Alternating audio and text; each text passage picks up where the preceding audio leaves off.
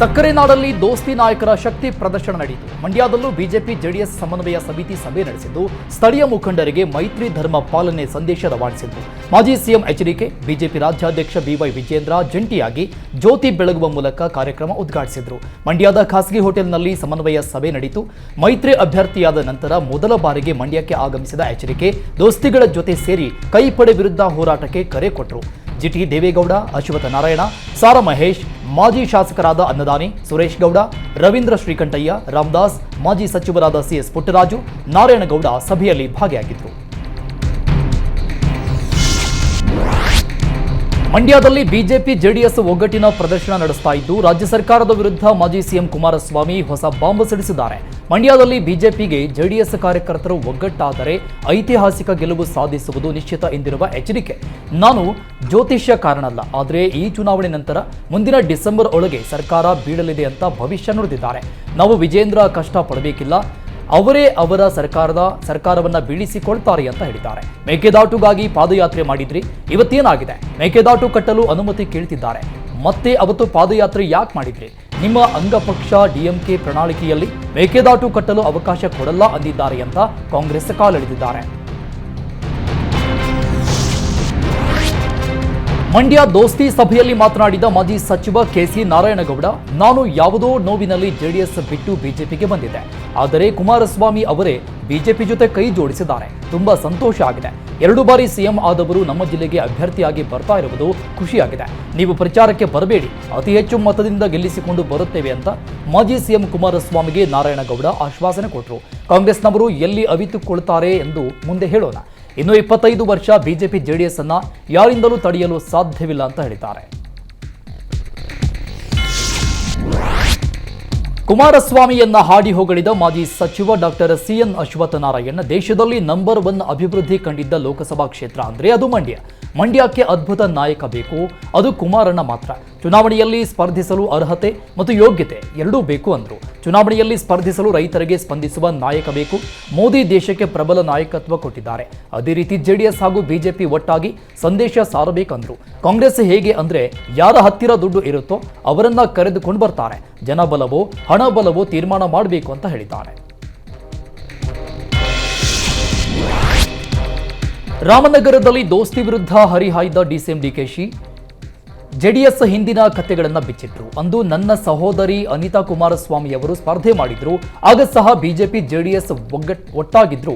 ಆಗ ಯೋಗೇಶ್ವರ ಸಮಾಜವಾದಿ ಪಕ್ಷದಲ್ಲಿದ್ರು. ಅವರು ಒಗ್ಗಟ್ಟಿನಿಂದ ಇದ್ದಾಗಲೂ ಡಿಕೆ ಸುರೇಶ್ರನ್ನ 1 ಲಕ್ಷ ಮತಗಳಿಂದ ಗೆಲ್ಲಿಸಿದ್ದೀರಾ. ಡಿಕೆ ಸುರೇಶ್ ಸಂಸದನಾಗಿ ಕೆಲಸ ಮಾಡಿಲ್ಲ, ಒಬ್ಬ ಪಂಚಾಯಿತಿ ಮೆಂಬರ್ ಆಗಿ ಕೆಲಸ ಮಾಡಿದ್ದಾರೆ ಅಂದ್ರು. ಈ ಕ್ಷೇತ್ರದಲ್ಲಿ ದೇವೇಗೌಡರು ಮತ್ತು ಕುಮಾರಸ್ವಾಮಿ ಸಹ ಎಂಪಿ ಆಗಿದ್ರು. ಅವರು ಎಷ್ಟು ಬಾರಿ ನಿಮ್ಮ ಹಳ್ಳಿಗೆ ಬಂದಿದ್ದರು ಅಂತ ಡಿಕೆಶಿ ಪ್ರಶ್ನೆ ಮಾಡಿದ್ರು.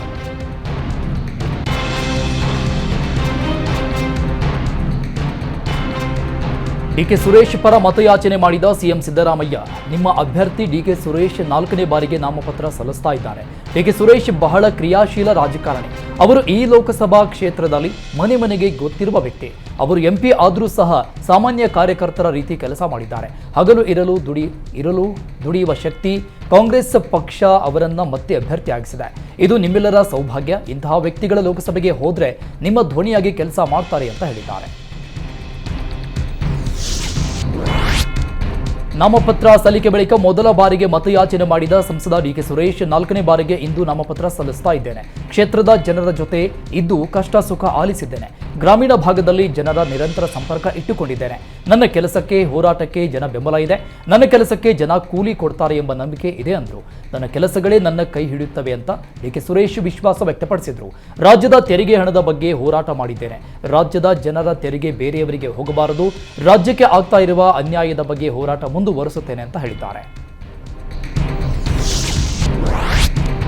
ಕಾಂಗ್ರೆಸ್ ಪಾಳಯದಲ್ಲಿರುವ ಬಂಡಾಯ ಶಮನಕ್ಕೆ ರಾತ್ರಿಯವರೆಗೆ ಡೆಡ್ಲೈನ್ ನೀಡಲಾಗಿದೆ. ಇಂದು ರಾತ್ರಿಯೇ ಎಲ್ಲಾ ಬಂಡಾಯ ಶಮನ ಮಾಡಲು ಹೈ ವೋಲ್ಟೇಜ್ ಮೀಟಿಂಗ್ ಕರೆಯಲಾಗಿದ್ದು, ಕೋಲಾರ ಮತ್ತು ಬಾಗಲಕೋಟೆ ಕ್ಷೇತ್ರದ ಬಂಡಾಯ ಶಮನಕ್ಕೆ ಸಿಎಂ ಸರ್ಕಸ್ ಮಾಡ್ತಾ ಇದ್ದಾರೆ. ಮೈಸೂರು ಪ್ರವಾಸದಿಂದ ಸಂಜೆ ವಾಪಸ್ ಆಗಲಿರುವ ಸಿಎಂ ಸಿದ್ದರಾಮಯ್ಯ ಬೆಂಗಳೂರಲ್ಲಿ ರಾತ್ರಿ ಬಂಡಾಯ ನಾಯಕರ ಸಭೆ ನಡೆಸಲಿದ್ದಾರೆ. ಕೋಲಾರ ಜಿಲ್ಲೆಯ ಶಾಸಕರು ಮತ್ತು ಸಚಿವ ಮುನಿಯಪ್ಪಗೆ ಸಭೆಗೆ ಆಹ್ವಾನಿಸಲಾಗಿದೆ. ಶಾಸಕರ ಅಭಿಪ್ರಾಯ ಪಡೆದ ಬಳಿಕ ಸಿಎಂ ಸಿದ್ದರಾಮಯ್ಯ ಖಡಕ್ ಸಂದೇಶ ರವಾನಿಸುವ ಸಾಧ್ಯತೆ ಇದೆ. ಹೈಕಮಾಂಡ್ ಹೇಳುವ ಅಭ್ಯರ್ಥಿ ಪರವಾಗಿ ಕೆಲಸ ಮಾಡಲು ಸೂಚನೆ ನೀಡಲು ಸಿಎಂ ನಿರ್ಧರಿಸಿದ್ದಾರೆ. ನಾಳೆ ಬಿಜೆಪಿ ಜೆಡಿಎಸ್ ಮಹತ್ವದ ಜಂಟಿ ಕೋರ್ ಕಮಿಟಿ ಸಭೆ ನಡೆಯಲಿದೆ. ನಾಳೆ ಬೆಳಗ್ಗೆ 11 ಗಂಟೆಗೆ ಖಾಸಗಿ ಹೋಟೆಲ್ನಲ್ಲಿ ಸಭೆ ನಿಗದಿಪಡಿಸಲಾಗಿದೆ. ಮೈತ್ರಿ ಬಳಿಕ ಇದೇ ಮೊದಲ ಬಾರಿಗೆ ಬಿಜೆಪಿ ಜೆಡಿಎಸ್ ಜಂಟಿ ಸಭೆ ನಡೆಸ್ತಾ ಇವೆ. ಜಿಲ್ಲಾ ಮಟ್ಟದಲ್ಲಿ ಈಗಾಗಲೇ ಜಂಟಿ ಕೋರ್ ಕಮಿಟಿ ಸಭೆ ಆರಂಭ ಮಾಡಿರುವ ಉಭಯ ಪಕ್ಷಗಳು ಈಗ ರಾಜ್ಯ ಮಟ್ಟದ ಕೋರ್ ಕಮಿಟಿ ಸಭೆಗೆ ಸಿದ್ಧಗೊಂಡಿವೆ. ಈ ಸಭೆಯ ಅಜೆಂಡಾ ಏನು ಅಂತ ನೋಡಿದ್ರೆ, ಸ್ಥಳೀಯವಾಗಿ ಕಾರ್ಯಕರ್ತರನ್ನ ಹೇಗೆ ಜೋಡಿಸಬೇಕು, ಸ್ಥಳೀಯ ನಾಯಕರ ವಿರೋಧ ಹೇಗೆ ಶಮನ ಮಾಡಬೇಕು, ಹಾಸನದಲ್ಲಿ ಕೆಲ ಜೆಡಿಎಸ್ ನಾಯಕರ ಭಿನ್ನಮತ ಶಮನ ಹೇಗೆ, ತುಮಕೂರು ಲೋಕಸಭಾ ಕ್ಷೇತ್ರದಲ್ಲಿ ಯಾವ ರೀತಿ ರಣತಂತ್ರ ಹೆಣೆಯಬೇಕು, ಕುಮಾರಸ್ವಾಮಿ ಮತ್ತು ದೇವೇಗೌಡರು ಮೋದಿ ಸಮಾವೇಶದಲ್ಲಿ ಭಾಗಿಯಾಗುವ ಬಗ್ಗೆ ನಿರ್ಧಾರ ಮಾಡ್ತಾರೆ ಎಂಬ ವಿಚಾರಗಳು ನಾಳೆ ಚರ್ಚೆ ಆಗಲಿವೆ. ಬಿಜೆಪಿಯಿಂದ ಮಂಡ್ಯ ಟಿಕೆಟ್ ಕೈ ತಪ್ಪಿದ ಬೆನ್ನಲ್ಲೇ ಸೈಲೆಂಟ್ ಆಗಿದ್ದ ಸಂಸದೆ ಸುಮಲತಾ ಮತ್ತೆ ಅಖಾಡಕ್ಕಿಳಿದಿದ್ದಾರೆ. ಇದೇ ಶನಿವಾರ ಮಧ್ಯಾಹ್ನ 2:30ಕ್ಕೆ ಆಪ್ತರ ಸಭೆ ಕರೆದಿದ್ದು ಸುಮಲತಾ ನಡೆ ತೀವ್ರ ಕುತೂಹಲ ಮೂಡಿಸಿದೆ. ಬೆಂಗಳೂರಿನ ನಿವಾಸದಲ್ಲಿ ಸಭೆ ನಿಗದಿಯಾಗಿದ್ದು ಆಪ್ತರು ಬೆಂಬಲಿಗರ ಸಮ್ಮುಖದಲ್ಲಿ ಆಪ್ತರು ಬೆಂಬಲಿಗರಿಂದ ಅಭಿಪ್ರಾಯ ಸಂಗ್ರಹ ಮಾಡಲಿದ್ದಾರೆ. ಬಿಜೆಪಿ ಟಿಕೆಟ್ ಕೈ ತಪ್ಪಿದ ಬಗ್ಗೆಯೂ ಅವಲೋಕಿಸಲಿದ್ದಾರೆ.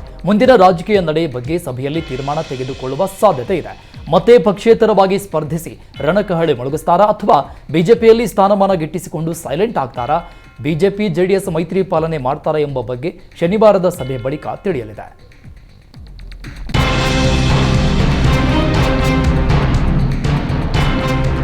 ಬಿಜೆಪಿ ಜೊತೆ ಜೆಡಿಎಸ್ ಮೈತ್ರಿ ಆದ ಬೆನ್ನಲ್ಲೇ ಸುಮಲತಾ ಮೇಲಿನ ಮುನಿಸು ಕೂಡ ಶಮನವಾದಂತಿದೆ. ಜೆಡಿಎಸ್ಗೆ ಸುಮಲತಾ ಬೆಂಬಲ ನೀಡುವ ಬಗ್ಗೆ ಮಾತನಾಡಿದ ಮಾಜಿ CM H D Kumaraswamy, Sumalatha ಏನು ನನ್ನ ಶಾಶ್ವತ ಶತ್ರುಣ ಅಂತ ಪ್ರಶ್ನೆ ಮಾಡಿದ್ದಾರೆ. ಈ ಮಣ್ಣಿನಲ್ಲಿ ರಾಮಾಂಜನೇಯ ಯುದ್ಧವೇ ನಡೆದು ಹೋಗಿದೆ. ನಾವೆಲ್ಲ ಹುಲು ಮಾನವರು, ಅವರ ಮುಂದೆ ಯಾವ ಲೆಕ್ಕ ಹೇಳಿ ಎಂದಿದ್ದಾರೆ. ರಾಜಕೀಯದಲ್ಲಿ ಹೋರಾಟ ಜಗಳ ಎಲ್ಲವೂ ಇದ್ದೇ ಇರುತ್ತೆ. ಅವನ್ನೆಲ್ಲ ಒಮ್ಮೊಮ್ಮೆ ದಾಟಿ ಹೋಗಬೇಕು. ನಮಗೆ ಸುಮಲತಾ ಬಹಳ ದೂರದವರೇನಲ್ಲ. ಅಂಬರೀಷ್ ಇದ್ದ ಕಾಲದಲ್ಲಿ ಪರಸ್ಪರ ಜೊತೆಯಲ್ಲಿದ್ದವರು. ರಾಜಕಾರಣಕ್ಕಾಗಿ ಕೆಲವು ವ್ಯತ್ಯಾಸಗಳಾಗಿತ್ತು. ಅಗತ್ಯವಿದ್ದರೆ ಅವರನ್ನ ಭೇಟಿ ಮಾಡ್ತೇನೆ ಅಂತ ಹೇಳಿದ್ದಾರೆ. ಮೈಸೂರು ಕೊಡಗು ಲೋಕಸಭಾ ಕ್ಷೇತ್ರದಲ್ಲಿ ಒಕ್ಕಲಿಗ ಕಾರ್ಡ್ ತಾರಕಕ್ಕೇರಿದೆ. ಮಾಧ್ಯಮಗಳ ಮುಂದೆ ಜಾತಿ ಪ್ರಮಾಣ ಪತ್ರ ಪ್ರದರ್ಶಿಸಿದ ಕಾಂಗ್ರೆಸ್ ಅಭ್ಯರ್ಥಿ ಎಂ ಲಕ್ಷ್ಮಣ್, ನಾನು ಹುಟ್ಟುತ್ತಾ ಒಕ್ಕಲಿಗ, ಬೆಳೆಯುತ್ತಾ ವಿಶ್ವ ಮಾನವ ಎಂದಿದ್ದಾರೆ.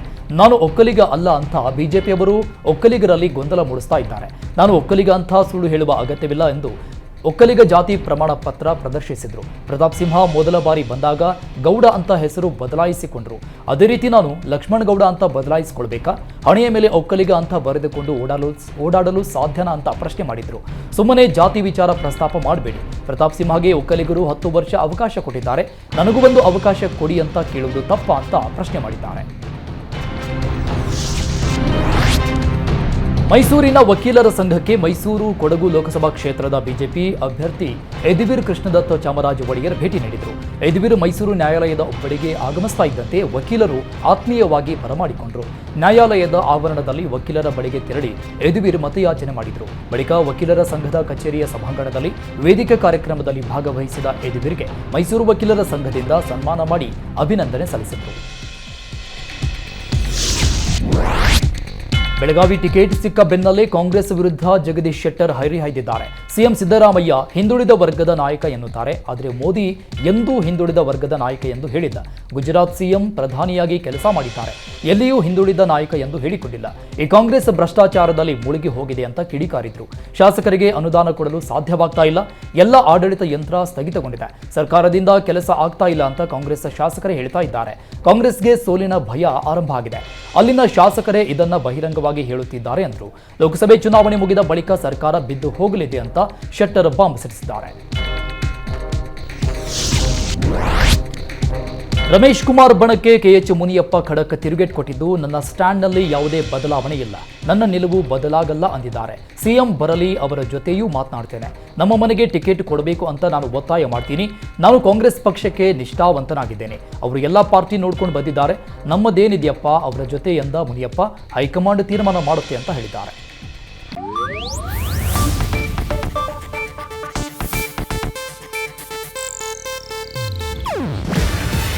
ಇದು ಏಷ್ಯಾನೆಟ್ ನ್ಯೂಸ್ ನೆಟ್ವರ್ಕ್ ಪ್ರಸ್ತುತಿ.